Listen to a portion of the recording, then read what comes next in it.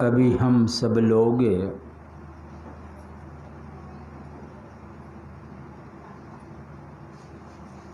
ब्रह्म ज्ञानी लोग जो हैं, सब लोग एक मत से सहमत होकर क्या सुझाव दे रहे। शिव जी भी वहाँ बैठे हुए हैं,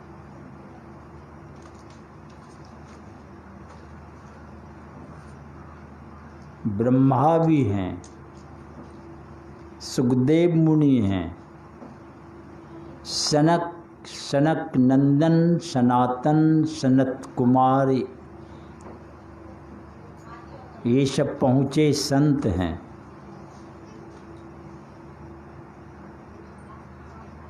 नारद जी भी हैं वहाँ, और भी बहुत लोग संत महात्मा गण हैं। सब की यही राय है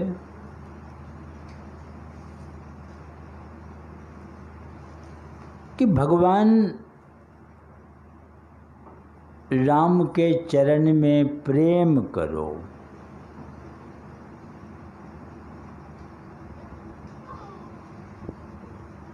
राम के चरण में प्रेम करो तो राम का चरण कहाँ पर है?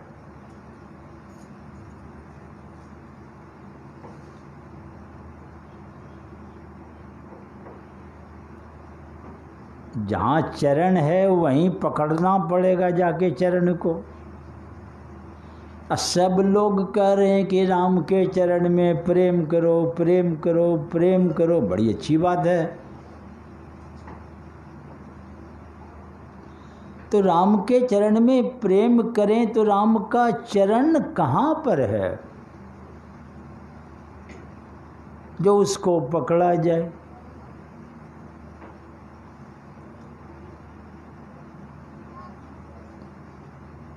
तो राम का चरण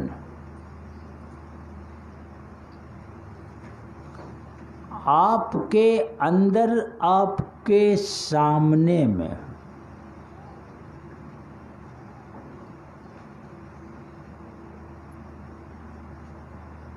आँख बंद करते हैं, अंधकार देखते।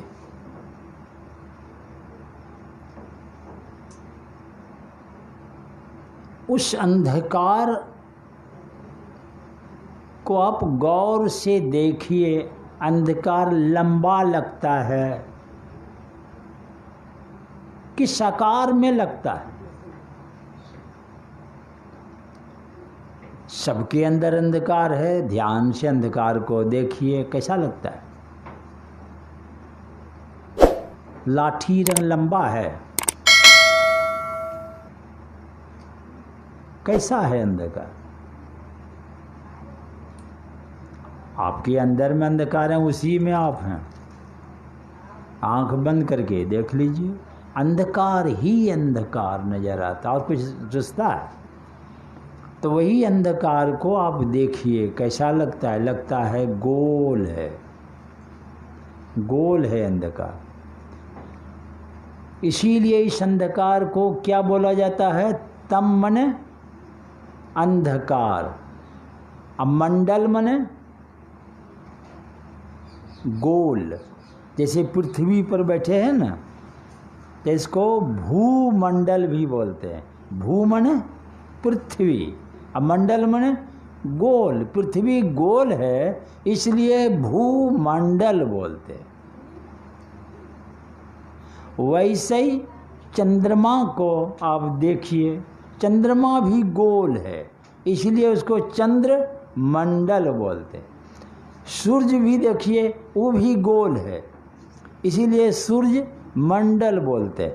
आपके अंदर भी अंधकार, तम मंडल इसलिए बोलते हैं कि अंधकार गोल है। और कोई चीज गोल होगा, वृत्ताकार में है, गोल वृत्त है, तो उसका सेंटर होगा, मध्य होगा। तो ये जो मध्य है या उसको बीच भी बोलिए। अंधकार जब गोल है तो उसका मध्य यानी बीच भी होगा।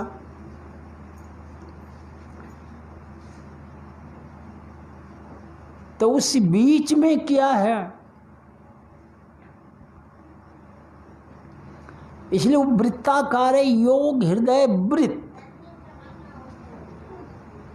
अब वृत्त है तो उसका केंद्र है, तो योग हृदय वृत्त केंद्र। केंद्र में अगर आप ठीक ठीक देखेंगे, वहां आपको बिंदु दिखाई पड़ेगा। आपको एक प्रकाश चमचमाता हुआ, प्रकाश में बिंदु है, बिंदु। वही बिंदु परमात्मा का चरण है। वही बिंदु को पकड़ने का माने हुआ भगवान का चरण पकड़ लिए आप।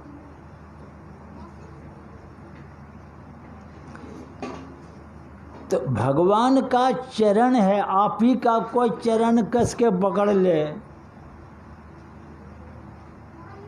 आप पकड़ेगा नहीं। तो ये चरण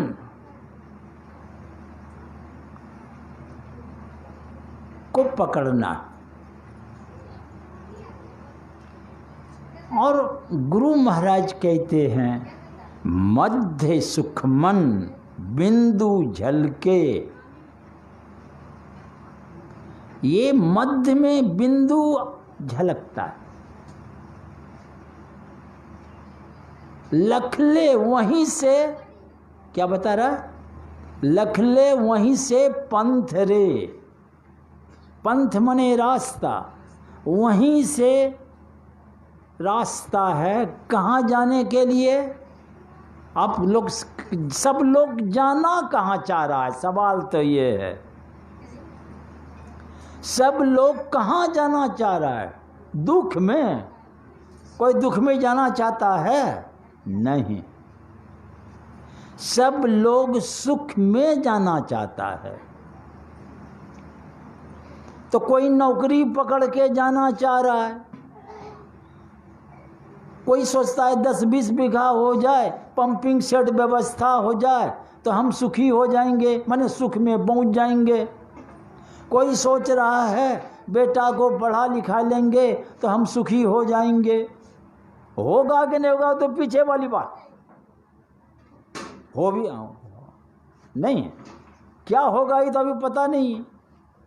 पढ़ रहा है, चला गया पढ़ के अमेरिका, उधरे रह गया। माँ बाप यहाँ से टुकुर टुकुर ताक रहा है, उधरे अब आता भी नहीं है। अब लो, ऐसा भी हो जाता है, नहीं होता है? बेटा गया परदेश, उधरे मगन है, उधरे शादी ब्याह कर लिया। अब लो, ऐसा भी होता है। सब तो ऐसा नहीं होता है। घर आ गया बेटा, बड़ी अच्छी बात है। शादी हुई, बहू घर आई, अब बहू कैसी आ गई तो ये भी समस्या है। अगर बढ़िया है तो ठीक है, नहीं सबकी खोपड़ी खराब। एक बात बोलिए 50 बात बोल के बैठ जाएगी, तो वहाँ क्या कर सकते हैं आप बतलाइए? क्या होगा, ये कहना मुश्किल है। तो हर व्यक्ति दुख से घबराता है, सब चाह रहा है सुख में चले जाएं। पर हमारे गुरु महाराज क्या करें? लखले वहीं से पंथ रे। कहाँ से रास्ता है, कहाँ से सड़क गई है? वही प्रकाश में बिंदु से परमात्मा तक जाने का मार्ग है। तो मार्ग एक रास्ता है। तो गुरु महाराज कहते हैं कैसा रास्ता है? ज्योति नाद का बना मार्ग यह। ज्योति माने प्रकाश और नाद माने आवाज, अंदर में ध्वनि हो रही है। तो ज्योति ये ज्योति शब्द का बना मार्ग यह धरा जाए। ये सड़क कहाँ से पकड़ा जाए ये बता रहे हैं, तिल से। ज्योति ये शब्द का, ये नाद का बना हुआ ये रास्ता जो है धरा जाए तिल से, लो यत्न करो दिल से। कहते हैं दिल से प्रयास करो, प्रेम से तुम उसको पकड़ो, वहीं से परमात्मा का रास्ता है। तो मस्जिद में है ना भगवान तक जाने का रास्ता कि मंदिर से है? कहाँ से है?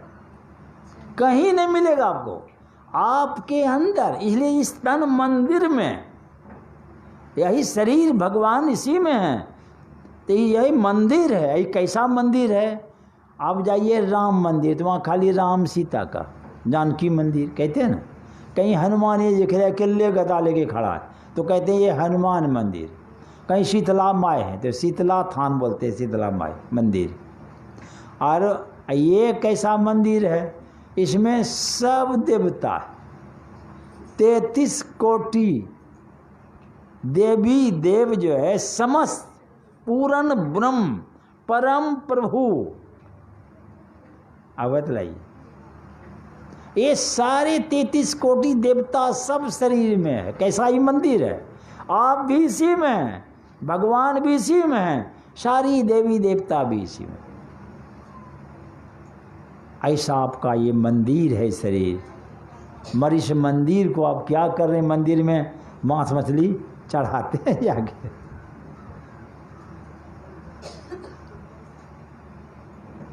तो ये अब कहिए कहाँ चढ़ाता है? शीतला माई को खस्सी देते हैं, दुर्गा माई को जाके दे देते हैं खस्सी, नहीं देते हैं, कटवाते हैं जाके। अब यहाँ समझिए, वैष्णो देवी का नाम सुने? वैष्णो देवी, वैष्णो देवी माने वैष्णव है वो देवी, वही दुर्गा माई है वैष्णव देवी नहीं। अब वैष्णव है, कहीं मांस खाएगा कहीं नहीं खाएगा, तो दूगो है दुर्गा माई क्या? माँ तो दुर्गा एक है। तो एक आदमी कभी वैष्णव कभी साकट कैसे हो जाएगा? अरे वैष्णव है तो वैष्णव है, साकट है तो सक्ट है। जब तक मांस मछली खा रहा है तो साकट कहलाता है। आज जिस दिन से कह देता अब हम छोड़ दिए तो कहता नहीं वैष्णव बन गया। तो वो वैष्णो देवी है, वैष्णव है। अब जबरदस्ती ले जाकर उसको चढ़ा के काट दीजिए तो बेचारी क्या बोलेगी? है वो मांगती है वो क्या? तो ये सब दशा है। तो ये हमारा शरीर, देवी देवता पूर्व सब परमात्मा, आप भी इसी में हैं। तो ये गुरु महाराज बता रहे हैं, ये प्रकाश और शब्द का रास्ता है। ये रास्ता पकड़ोगे कहाँ से?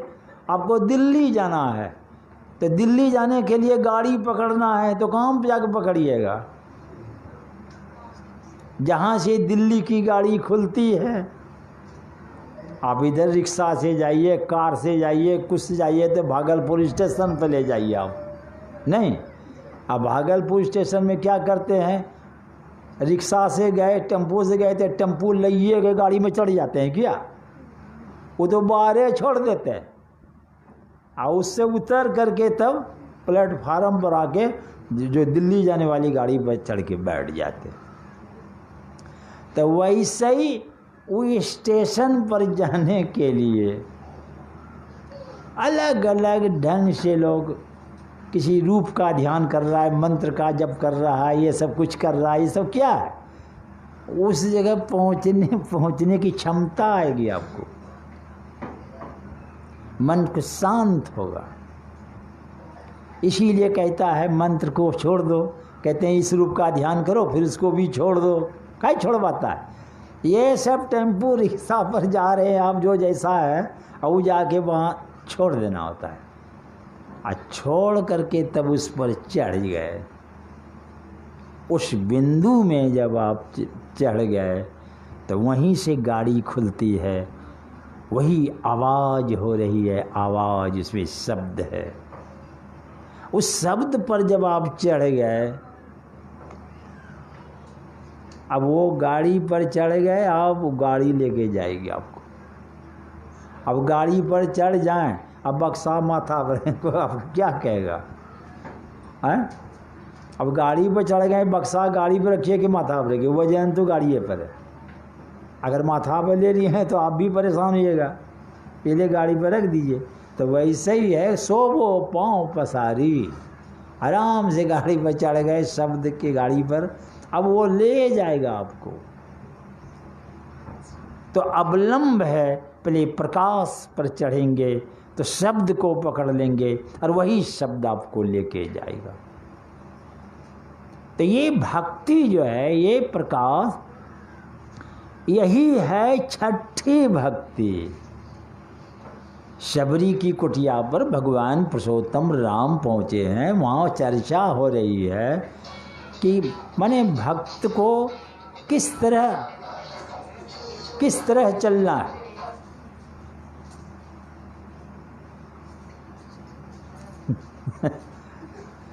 हल्ला करे वाला मोबाइल रख लीजिए ना कि मोबाइलों वाला घबरा जाता है क्या करे हो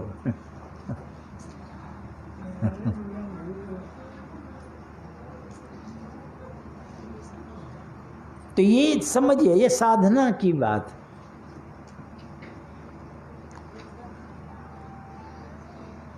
तो भगवान पुरुषोत्तम राम कहते हैं, क्या बता रहे हैं भगवान पुरुषोत्तम राम, कि पहले संतों के पास जाओ। तो संतों के पास जब आप जाएंगे तो वहाँ संत क्या कथा प्रसंग कुछ सुनाएंगे।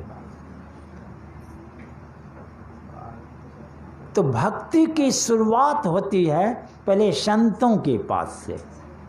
कोई भी भक्ति भगवान का अगर करना चाहते हैं तो पहले आपको संतों के पास जाना पड़ेगा, वे आपको बताएंगे। इसीलिए गुरु महाराज भी कहते हैं, बिन दया संतन की में ही जानना इस राह को। जब तक संतों की दया नहीं होगी तुम जान नहीं सकते हो भगवान के पास कैसे जाएंगे। हुआ नहीं, होता नहीं, होनहारा है नहीं, मैंने होने वाला ही नहीं है, आप भगवान तक नहीं जा सकते। अगर भगवान को पाना चाहते हैं तो पहले संतों के पास जाना पड़ेगा, वे आपको बताएंगे। और माने गुरु के पास, संत में से ही कोई गुरु आपके होंगे। दुनिया में भी कोई भी ज्ञान सीखते हैं बिना गुरु का होता है। आप स्कूल भेजे, वहाँ भी गुरु जी है। बच्चा क्लास से वहाँ गुरु जी के पास बैठते हैं तो पहला दूसरा तीसरा इस तरह क्लास करते हैं, तो सब क्लास में वहाँ गुरु जी बैठा हुआ है। नहीं, एक गुरु से जो सीखे दूसरे गुरु के पास गए। इस तरह मिडिल क्लास पास कर गए, हाई स्कूल चले गए, हाई स्कूल पास किए, कॉलेज चले गए, कॉलेज चले गए तो फिर इंजीनियर बनना है कि डॉक्टर बनना है, तो इसलिए इंजीनियरिंग कॉलेज जाना होगा, मेडिकल कॉलेज जाना पड़ेगा आपको, क्या बनना है आपको। तो हर जगह तो सिखाने वाला है। ये भगवान के पास बिना गुरुए का कैसे चले जाइएगा? जा सकते हैं, ज्ञान तो चाहिए। एक खिचड़ी ने बनाए हैं, कभी बना लीजिएगा। एक वकील साहब की शादी हुई, बहू घर आई, बड़ी अच्छी बात। तो शनिवार का दिन था, आज खिचड़ी बनाओ। पढ़ी लिखी थी लड़की, वो चट से गई और किताब उल्टा के देखने लगी खिचड़ी कैसे बनती है। बहुत है डोमेस्टिक साइंस में, खिचड़ी कैसे बनती है। तो पढ़ लिया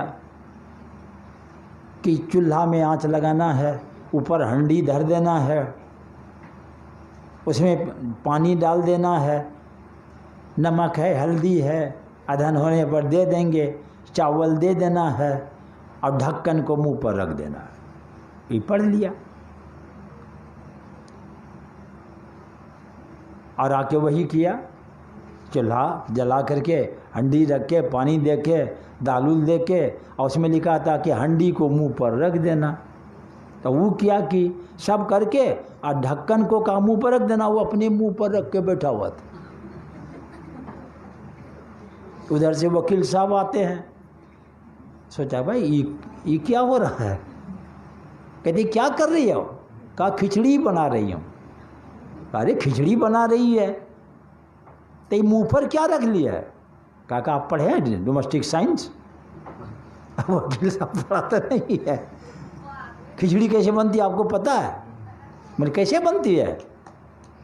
तो उसमें लिखा हुआ है कि चूल्हा जला के उस पर हंडी रख करके उसमें पानी दे करके अदहन हो तो हल्दी चावल वगैरह जो है डाल देना है और ढक्कन को मुंह पर रख देना है। तो मुंह पर रखे हुए हैं। अब बतलाइए मुंह पर रख के खिचड़ी बनती है? तो बात क्या है उसको समझना पड़ेगा। अरे हंडी को तो हंडी के मुंह पर न रखना कि अपने मुंह पर रख लेगा।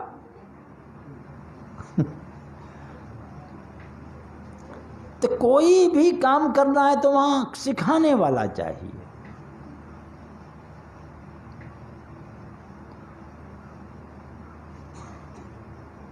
तो गुरु के पास जाना होगा।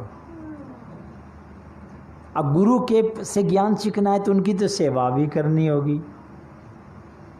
गुरु प्रसन्न होंगे, आपको युक्ति बता देंगे। मंत्र जाप मम दृढ़ विश्वासा, पंचम भजन सुवेद प्रकाशा।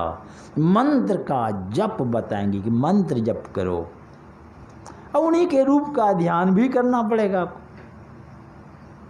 तो ये मंत्र जप करने से, इनके रूप का ध्यान करने से क्या होगा? आपका मन जो चंचल है वे मंत्र में अगर आपका मन डूब जाए, मन कहीं नहीं है, कितना एकाग्र हो गया। उनके रूप को देख रहे हैं और सारा रूप छूट गया, कितना एकाग्र आपकी वृत्ति हो गई कि सिमट के आ गई गुरु के रूप पर। कहते उसको भी छोड़ दो, शून्य में देखो। अब यही बात नहीं समझ आती है, शून्य में क्या, शून्य में यही। इसीलिए भजन भेद लेने की जो युक्ति तरीका को उनके पास जाके सीखना पड़ेगा। वही दृष्टि सिमट के जब केंद्रित हो जाएगी, छठ दम शील विरति बहु कर्मा, निरंतर सज्जन धर्मा। छठ दम ये छठी भक्ति है। अदम इंद्रिय निग्रह की साधना है। इंद्रिय निग्रह, अब जैसे अभी बिजली कट जाए ट्रांसफार्मर लग से तो तुरंत पंखा एम्पलीफायर बल्ब सब ठप। वैसे ही आपके अंदर भी बिजली की तरह चेतन की धारा है आपके शरीर के अंदर। वही धारा सारी इंद्रियों की घाट में गई है। आँख में गई है, आँख देख रही है। कान में गई धारा, कान सुन रहा है। जिह्वा में गई है तो जिह्वा स्वाद ले रही है। जैसे बिजली गई बल्ब में तो रोशनी निकल रही है, वही बिजली गई एम्पलीफायर में। आज एक कनेक्शन जोड़ दिए हैं, देखिए मेरी आवाज़ को ये माइक खींच करके दूर तक आवाज़ जा रही है। पंखा में बिजली गई तो पंखा चल रहा है। अलग अलग यंत्र हैं, बिजली तो कई है। तो वही बिजली अलग यंत्रों में जाके अलग अलग काम करती है। उसी तरह हम लोगों की बिजली तो आई थर्मल पावर्स, ये चेतन धारा कहाँ से आई? Super powers. सबसे बड़ी शक्ति परमात्मा की धारा है, वो आपके अंदर आई है। वही आँख में, कान में, नाक में, सारी इंद्रियों में गई है। ये सारी इंद्रियां काम कर रही है। ये सब अलग अलग काम करती है। बिजली एक है, हीटर से आग निकलती है, फ्रिज में बर्फ जमाती है बिजली। अब देख लीजिए एकदम विपरीत काम। तो वैसे ही यह चेतन की धारा अलग अलग है। अगर आप बिजली काट दीजिए ट्रांसफार्मर लग से, सारे घर के यंत्र जो है फ्रिज, हीटर, मोटर सब ठप। तो वैसे ही आप चेतन की धारा कोई समेट लेंगे आज्ञा चक्र में, तो सारी चेतन धारा जब सिमट जाएगी तो सारी इंद्रियां दम तोड़ देगी, कामे न कर सकेगी इंद्रियां, न आंख देख सकेगी, न कान सुन सकेगा, न जिह्वा स्वाद ले पाएगी। उस स्वाद लेने वाली जो धारा है, देखने वाली धारा, वो सब सिमट गई वहां, सब यंत्र पड़े रह जाएंगे, आंख कान नाक सब पड़े रह जाएंगे, और वो सिमट के वहां केंद्रित हो गई, तो सारी इंद्रियां की दम टूट जाएगी, कोई काम नहीं कर सकती। इंद्रियां क्या काम करती है? विषय को ग्रहण करती है। आंख देखती है रूप, रूप विषय है। कान सुनता है शब्द, शब्द विषय है। जिह्वा स्वाद लेती है, ये विषय है। नाक गंध ग्रहण करती है, विषय है। और चमड़ा से कड़ा मुलायम ठंडा स्पर्श का ज्ञान करते, ये विषय है। पांचई पांच, परस रस शब्द गंध अरूप रूप, इनकर कहानी कीजिए। अगर कहे चलिए तो बहुरी पर मरिए, समझिए आप मरते रहिए बार बार, ये मरना जन्मना चलता रहेगा आपका। तो ये इंद्रियां काम करती रहेगी, ये विषय को ग्रहण करेगी, आप इनके साथ हैं, आप विषयों में दौड़ते रहेंगे, उसी में डुबकी लगाते रहेंगे और मरते जन्मते रहेंगे। और जन्म मरण सबसे बड़ा दुख, सबसे बड़ा दुख, इससे कोई दुख बड़ा नहीं है।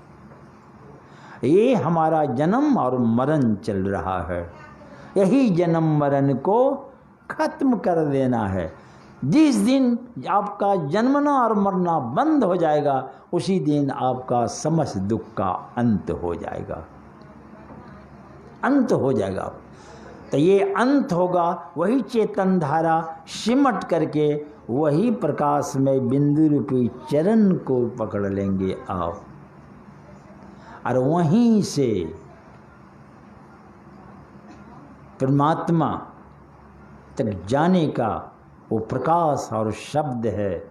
इसीलिए गुरु महाराज कहते हैं, इसलिए इस यत्न को दिल से प्रेम से करो, धरा जाएगा वही तिल से, वहाँ पकड़ा जाएगा उसको। तो इसीलिए उस प्रकाश और शब्द, तो वही अंदर में छठी भक्ति चेतन धारा सिमट के केंद्रित हो जाएगी, प्रकाश में पहुंचेंगे और उसी में आवाज़ सुनने लगेंगे, तो वह हो जाएगी सातवीं भक्ति। अंतर की ध्वनि को आप पकड़ लेंगे। तो सातम सम मोहि मैं जग देखा, मोते संत अधिक कर लेखा। भगवान फिर दोहराते हैं कि सबरी हमसे भी बेसी संतों को ही जानो। ये काम उन्हीं के हवाले है।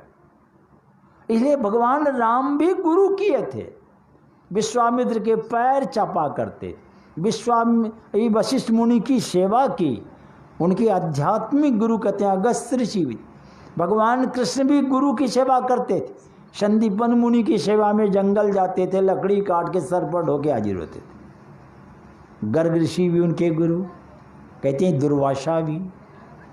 तो भगवान भी गुरु किए। हम लोग कहते हैं कि गुरु की क्या जरूरत है, तो आप भगवानों से आगे बढ़ गए तो लगता है। इसीलिए हमारे तुलसी साहब कहते हैं, संत बिना नहीं घाट बाट एको नहीं पावे। संत के बिना उस घाट तक जाने का रास्ता कोई नहीं पा सकता है, कोई नहीं जान सकता। इसलिए यह काम संत सद्गुरु के हवाले है, उन्हीं के हवाले है। इसलिए पहले उनके हवाले करना पड़ेगा आपको। इसलिए संसार में गुरु से युक्ति को जानकर इसका थोड़ा थोड़ा अभ्यास कीजिए। इसलिए गुरु की सेवा करने वाले एक से एक लोग हुए संसार में, एक से एक लोग हुए गुरु की सेवा करने वाले। समर्थ रामदास जी महाराज के बहुत शिष्य थे, तो शिष्यों में भी ईर्ष्या होती। तो समर्थ रामदास जी चले जा रहे थे, देखा एक बहुत बड़ा इनारा, उसी के बगल में एक वृक्ष है, उसकी डाली चली गई थी इनारा के तरफ। तो गुरुजी क्या बोलते हैं समर्थ रामदास जी महाराज कि देखो ये डाली जो कुआं के तरफ निकली है, इससे पत्ता वत्ता गिरता है, इसलिए काम करो इस डाली को काट दो। अब वो थंब है और उसे एक डाली निकली है, वहाँ बैठ के काटने की जगह नहीं है। अब सब शिष्य देख रहा है कि कैसे काटा जाएगा, कौन काट सकता है। तो अंबादास चढ़ गया, चढ़ करके डाल पर अब बैठ के जड़ से काटने के लिए वहाँ बैठ के काटे कैसे, तो डाले पर बैठ के उल्टे काट रहा, इधर काट रहा इधर बैठा हुआ है, तो कटेगा तो जाएगा कहाँ। तो जब वही काटने लगा तो कहा कह रहे अम्बा ये कट के डाली जो कट जाएगी तो तुम जाएगा कहाँ। कहा गुरुजी आपके मन के भरोसा से इस संसार को पार करने की हिम्मत लोग करते हैं, आई कुआं कौन चीज है इसके सामने। और बैठ के काटने लगा, लेके चले गए हर बड़ा करके कुआं में ही डाल पा के कुआं के अंदर झांक रहा है, निकालो निकालो इसको जल्दी से। और जब रस्सी वगैरह डाला गया तो वो अंदर में क्या कहते हैं, आवाज देते हैं। तो वो तो समाधि में मस्त बैठे हुए, समाधि लग गई उसको वहाँ कुआं में ही, और वहीं भगवान का दर्शन हो गया उनको। जब उसको निकाला कहा गुरुजी हमारा कल्याण कर दिए आप, नामे पड़ गया शायद कल्याण दास। तो ये गुरु की कृपा होती है, तो गुरु की कृपा होती है तो अंदर भगवान का दर्शन हो जाता है। गुरु में जिनकी आस्था है, भक्ति भाव विश्वास बिन कटे न संशय सूल। भक्ति में भाव चाहिए, विश्वास चाहिए, इसलिए श्रद्धा विश्वास से आप युक्ति को जानकर इसका बैठ के आराम करे। सबरिये थी, एक छोटी सी कुटिया में रहती, तो हम लोग कहाँ रहते हैं, हम भी तो 3.5 हाथ की कुटिया में रहते हैं, यही ना कुटिया में रहते हैं सब लोग शरीर में रहता है, शरीर के साथ पक्का दलान खपड़ेल फूस घर में घुस के रहता है, मगर सब लोग कहाँ रह रहा है, शरीर में रहता है। ये शरीर 3.5 हाथ की कुटिया है। आज 3.5 हाथ में कई बित्ता, एक हाथ में 2 बित्ता, तो 3.5 हाथ में 7 बित्ता। एक बित्ता कै अंगुल का होता है, 12 अंगुल का, बरसते 84 अंगुल का। ये कुटिया है 84 को पार करने के लिए मिला है हम लोगों को। और सबरी इसी छोटी सी कुटिया में चौखट लग खड़ी होकर प्रतीक्षा करती रहती थी, कब प्रभु आएंगे। तो आप भी ये जो चौखट है देखते हैं, ऊपर ब्रह्मांड नीचे पिंड, यही चौखट के पास है हम लोग। आराम से इसी जगह आपको प्रतीक्षा कीजिए, एक टक देखते रहिए। लखत लखत छवि बिंदु प्रभु की आएगी छवि, वही बिंदु आएगी छवि, परमात्मा की वो छवि है, आप उसको पकड़ लेंगे। तो ये एक टक आप देखते रहिए इसी कुटिया में। और ये कुटिया बहुत अनमोल है, जैसी भी व्यवस्था है आप रहिए सुरक्षित उसी में, क्योंकि ये कुटिया में ही भगवान दर्शन होता है, बाकी कोई कुटी में नहीं। यही एक मनुष्य शरीर है, इसी में दर्शन होता है। इसीलिए भगवान कहते हैं देवता भी तरसता है, कि हमको मनुष्य शरीर मिले। यहाँ मनुष्य शरीर मिल गया है तो हम लोग कौन कौन चीज़ के लिए तरस रहे थे। जीने के लिए व्यवस्था कीजिए, कमाना बुरा नहीं है। भूखे भजन न होइए गोपाला, भूखा से भजन चलेगा। तो इसीलिए पढ़िए लिखिए, नौकरी कीजिए, बिजनेस कीजिए, चाहे खेती कीजिए, कुछ भी करके तो जीना है। हाँ, नेकी के साथ कमाई कीजिए, थोड़े है संतोष रहिए और उसी में रह के युक्ति जान के इसका अभ्यास कीजिए। कितना दिन रहिएगा यहाँ संसार में?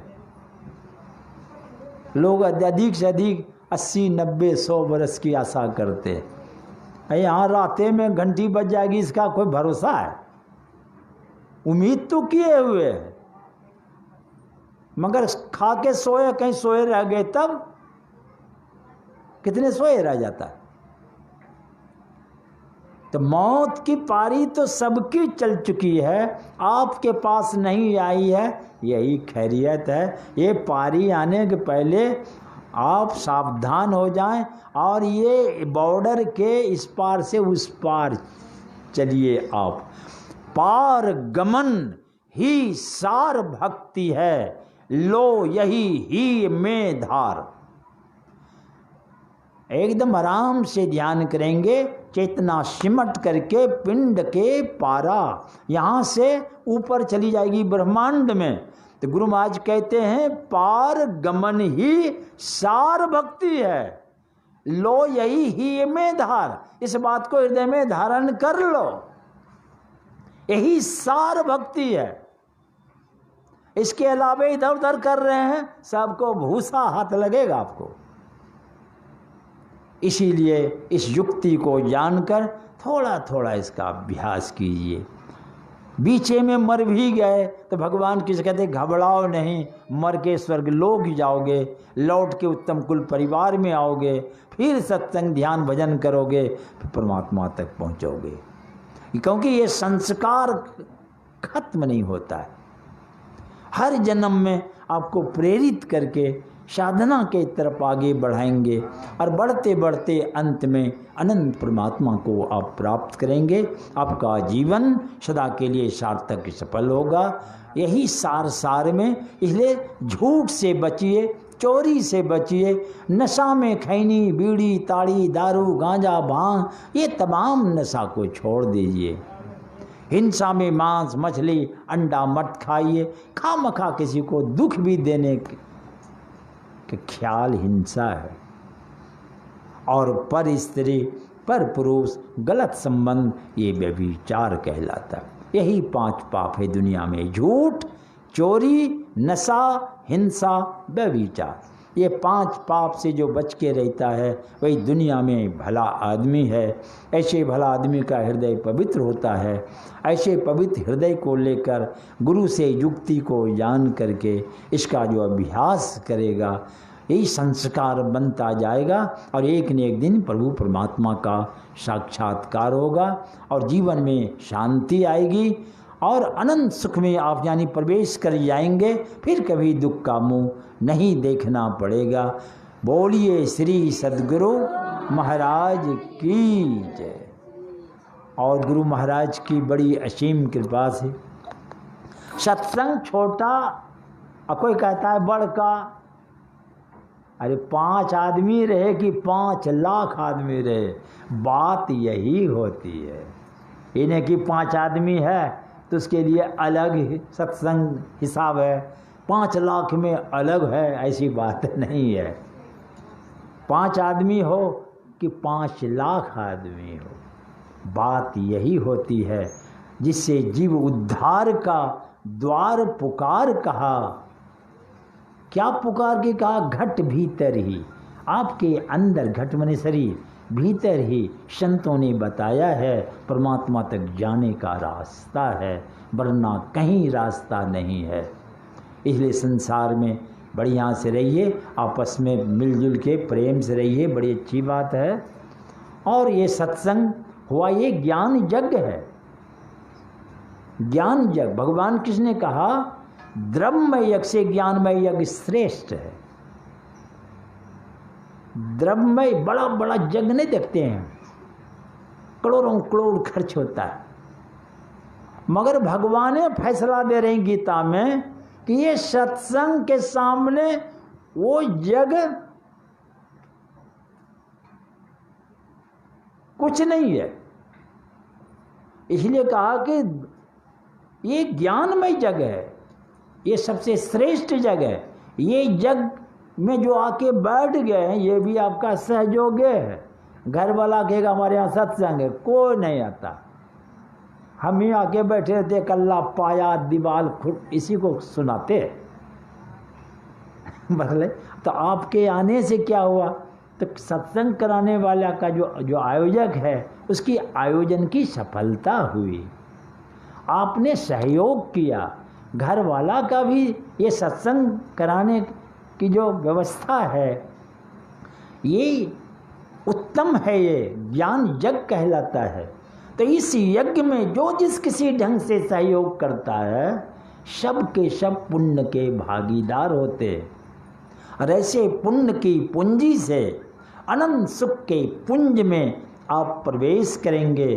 तो मैं गुरु महाराज से प्रार्थना करता हूँ कि आप लोगों की रुचि इस तरह ज्ञान जग से बनी रहे और सब परिवार के बाल बच्चा आंग मांग सबका गुरु महाराज कृपा करे, सबका मंगलमय हो इलोक परलोक। बोलिए श्री सद्गुरु महाराज की जय।